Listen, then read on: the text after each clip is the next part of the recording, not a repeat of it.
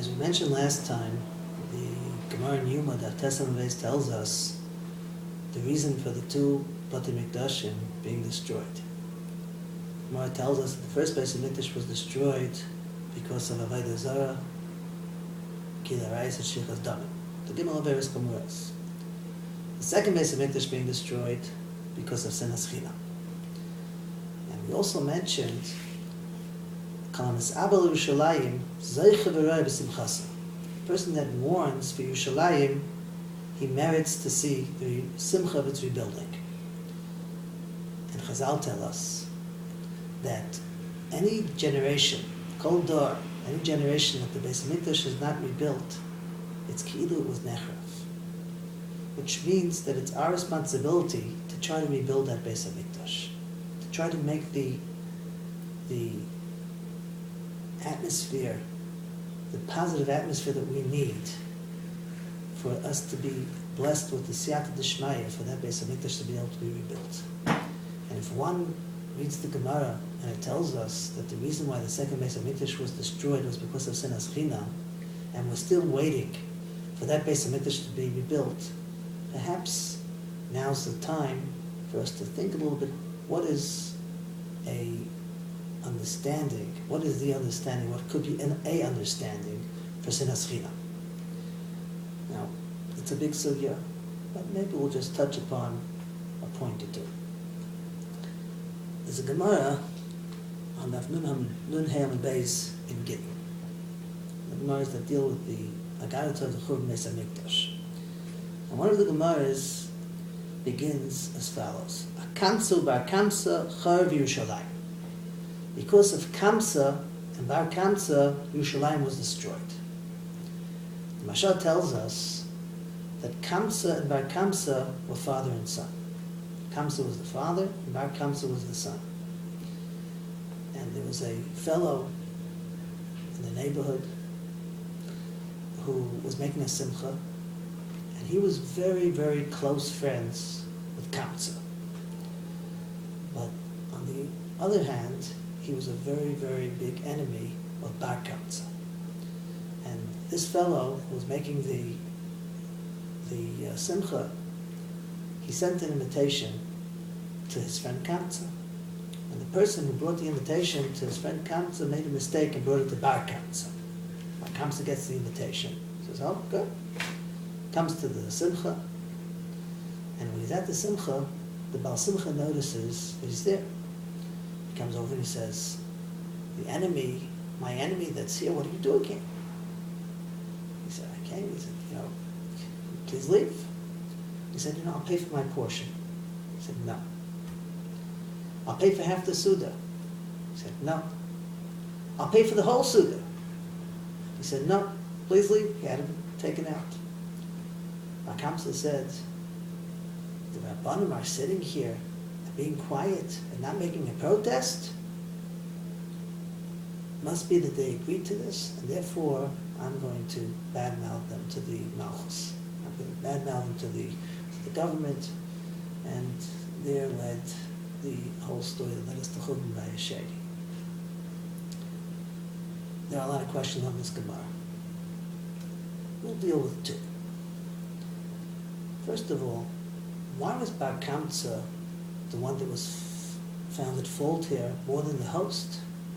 The host wasn't doing his best part, at Hachnasas Orchim, as much as Bar Kamsa wasn't doing his part. Why do we blame it on Bar Kamsa?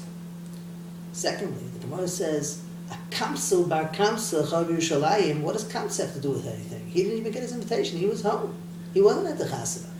So why are we blaming it on Kamsa? If anything, it was Bar Kamsa's fault. So I saw a new sefer that came out. There's a set of Svarim in Eretz Yisrael from Shlomo Levenstein called Motoka Or. And he says a pshat from somebody named Deutsch, or Mishael Deutsch, Rav in Eretz Yisrael. He says a beautiful pshat. He says, let's first start to explain about Bar Kamsa. Bar Kamsa is invited to this wedding by his father's friend that he hasn't had anything to do with, to say the least, for quite a while. He gets an invitation. He thinks to himself like this: hey, it must be that this person wants to appease me, wants to apologize to me, must be wants to make good tidings with me, to invite me to the chasana. Okay, I don't mind making up with it. I'll go to the chasana. He comes to the chasana. What was the mistake of Bar Kamsa? What Bar Kamsa should have done was he should have walked over to the Baal Simcha, said, Mazel Tov, thank you for inviting me, let bygones be bygones, and Mazel Tov, and have a lot of nachas. That was where Bar Kamsa went wrong. He didn't come for the Simcha, he came for his apology. He came to give a chance for this person to appease him. So he stood on the side and waited for the host to come to him. And the host looked, and he said, Bar Kamsa there, what's he doing here? He didn't know what he's doing here. He comes over to him, he says, what are you doing here? And here Bar Kamsa realized that this was a mistake. Here he had his chance to put in the apology and to try to work out things, to try to appease the host. But he didn't do that. He said, I'll pay for my portion. The host looks like, you need to say that you're still holding back and trying to apologize and to work things out. You just tell me you can pay for the portion? No. He said, I'll pay for half the meal. He said, no, that's not what I want. I'll pay for the whole meal. Bar Kamsa was ready to pay all the money in the world, just not to have to be the one to have to apologize, not to have to be the one to appease him. So that was why, even though the host wasn't, doing an honorable act over here, but the stubbornness that Bar Kamsa had, that he wasn't ready to be the one to apologize and realize the mistake, that was the time of Bar Kamsa. Now, where does Kamsa come in? So, this Rav Deutsch answered, and really it has a lot to do with the Gemara and the Avtes on the base and Yuma that we mentioned before. The Gemara asks, you mean to tell me that only in the Bayis Sheni there was Sinas Chinam, there was no Sinas Chinam in the Bayis Rishon? Uve Mikdash Rishon lo had the Sinas Chinam? V'haksiv, the Gemara brings a pasuk in Yecheskel. The Amar of Elazar, that pasuk in Yecheskel was talking about, Elu b'nei Adam she'oichlin v'shoysin ze'im zeh. This was referring to people that were eating and drinking together, spending time together, enjoying the time together. And at the same time, they were stabbing each other with the swords of their tongue, which means they were having a good time together. In front of them, they were having a great time together. Behind the scenes, they were ripping them apart. So Deutsch explained, Kamsa was the good friend of this person, but Bar Kamsa knew what type of friend his father Kamsa really was to this person. He knew that the friendship was just an outer friendship, but on the inside, there was a sinner that the father had towards this friend.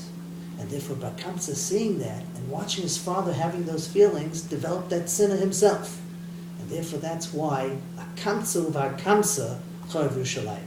Kamsa was also responsible. Because if he would have had the right relationship with this friend, it wouldn't have just been an outward friendship, it would have been a real friendship, then Bar Kamsa wouldn't have come to this. Therefore, a Kamsa Bar Kamsa Charav Yerushalayim. I was thinking that perhaps the source of Bar Kamsa's hatred and Kamsa's hatred go hand in hand. What was the source of that sinner? Kamsa, that he wasn't willing to apologize. He was focusing on the me, on the I. I'll come, but I need the apology. I'm not going to make the apology to you. The apology is deserved to me. Kamsa wanted to have the relationship with this person, a good friend, even though he really didn't have appreciation for him. Benefits. He took benefits from him, got things that came from him. When a person's focusing on the I, what's good for me, what's in it for me, what's there for me, then it's hard to have Abba, it's hard to have love for the other person. That, I think, sometimes can build a certain sinner. And if a person's trying to think of where can be my place that I can work on putting that brick, putting that Evan into the Beis HaMikdash, it's to work on building that point of pulling away from the I, from the me. There are people who would say, we live in a generation called the I generation. iPhone, iPod, iPad, whatever it is that they have in the world. A wife needs her husband, he's on his iPhone, iPad. Children need their father. We're 10 people, 15 people on a bus, each one on their own thing, focused on their own thing. And the thing that makes it tricky is that it's in a world where we're still doing chesed. We're still doing for others, and we're still doing everything, but we're on some level, and we don't realize we don't mean anything. We're sometimes caught up in ourselves.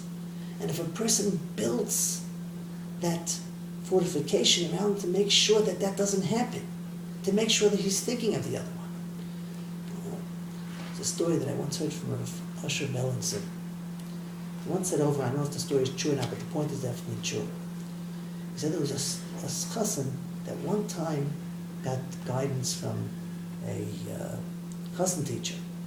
And he told him that every now and then, when you come home, you should come home with a little present for your wife. Something to show that you're thinking about her. So, he wrote it down in his booklet, and he said, okay, kept it in mind. And he comes home to his wife one day. A big package, wrapped up, ribbons, and very nicely puts in. She says, wow, what's this? Puts it down on the table. And she says, what's this? He says, you want to open it up? I bought this for you, it's a present. She said, sure. Takes off the wrapping. She looks at the present, she looks at him. It's like, he looks at him. He goes, don't you understand? That's the best set of ramblings you could buy on the market. Because he bought her a present. But he was thinking about himself. He meant to do something good, but he was caught up in himself. When a person is looking to go out of his box into the other person's world, like the Chavos says, the difference between Chesed and Rachmanis is, and both of them are good Ma'ila, Rachmanis is good, but the Ma'ila Chesed of Rachmanis is, the Rachmanis is, I come to help you because I feel bad that something's wrong with you. I feel bad. I want to get rid of that bad feeling. Chesed is, I'm totally in your world. I'm looking at you, whatever's to you, I don't exist. And therefore, if a person wants to be able to have that schus, to share in building the Beis HaMikdash, the place for us to be able to begin is by coming out of our own world and looking into the other person's world. The Kadosh Baruch Hu should give us the siyata d'shmaya to be able to see and to recognize the needs of others, to be able to give to them and to be able to help them, and b'schus that, through the Avos Yisrael and the Avos Hashem, we should be zeichet to be able to see the Bniyas Beis HaMikdash Meher V'Meinu Amen. That's what 24